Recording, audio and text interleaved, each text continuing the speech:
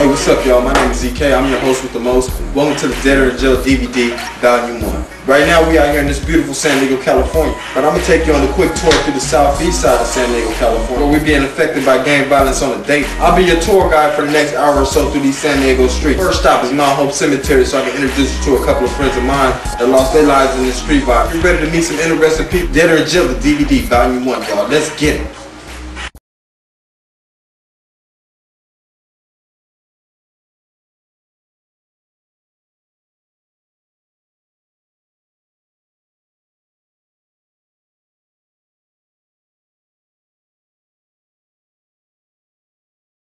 This is for Hamilton.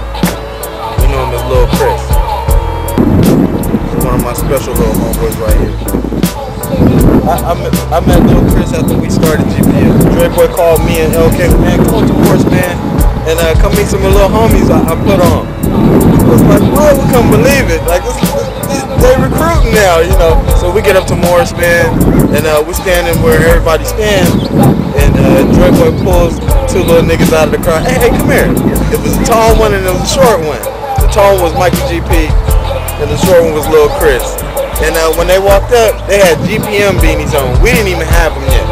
These little niggas had GPM beanies on already. So that impressed us like a motherfucker. We knew they was cool though, because Dre Boy put them on. So it was their first time meeting they big homies when we got up there to Morris that day. They introduced themselves. Lil Chris, he said, oh, I'm Lil Chris. Oh, okay. Shake his head in there. Lil Mikey walked up. My name Mikey GP. And nobody from the set had the click name in their name. Nobody, and nobody do to this day. The first person to do that, and he stuck by that. Mikey GP. He said, my name Mikey GP. So we tripped off them, man. And then after they met us, they would start coming to the set every day. And we're playing hooky. We had to get on them about that. Look, you told little asses in school, don't do it like that. No, you can't be no dummies. And so after a while, they started getting older and they started getting their hustle on. Lil Chris, he started moving weight. I don't know where he got that from, because none of us was moving weight. We was selling whatever, but my little nigga was moving straight weight. At the time, he probably was. When he first started doing that, he had to be 16 for sure. But he was moving major weight. I never forget. Then he turned around real fast, flipped the Mustang of that year. He's getting his grind on.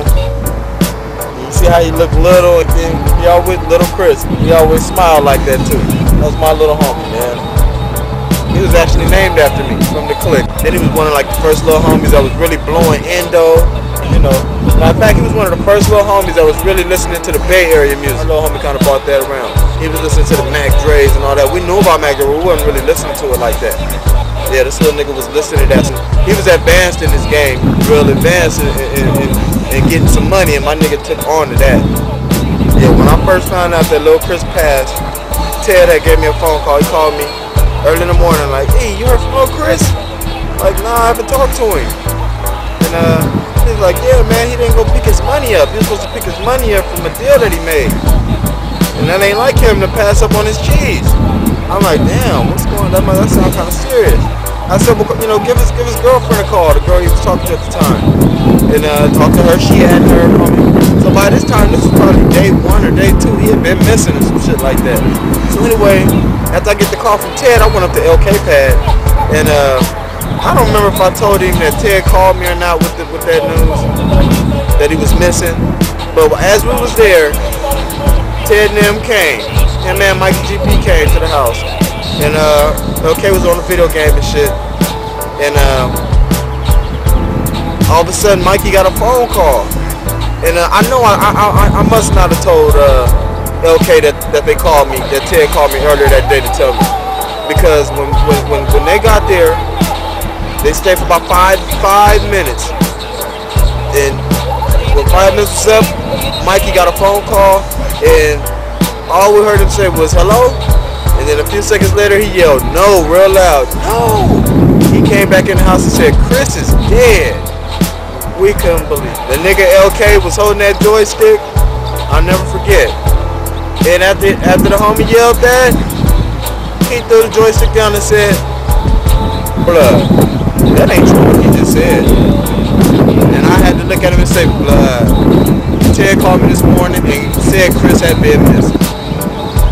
And from there, all the phone calls started coming in. But you know, maybe 2 minutes after all that happened, we went straight to the parents' house. And the reality set in when his dad was walking outside to meet to greet us. I'll never forget my one little homie, Young Fingers. You know, he was hugging me like, man, EK, why EK? You know, it's like I couldn't even give him no answers. That was the most foulest feeling in the world.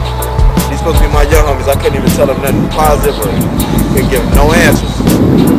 It's hard to deal with. But come to find out later, apparently he did hook up with his Connect jacking.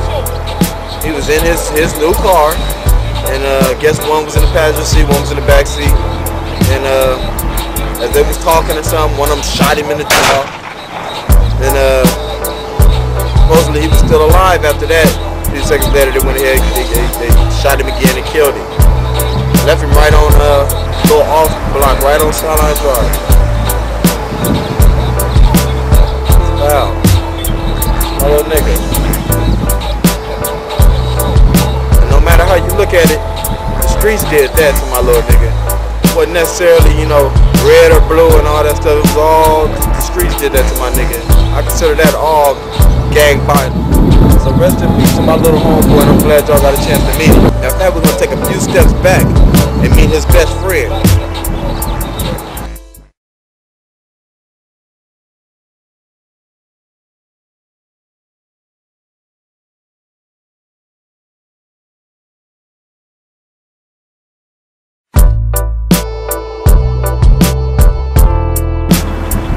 This right here is Chris' best friend.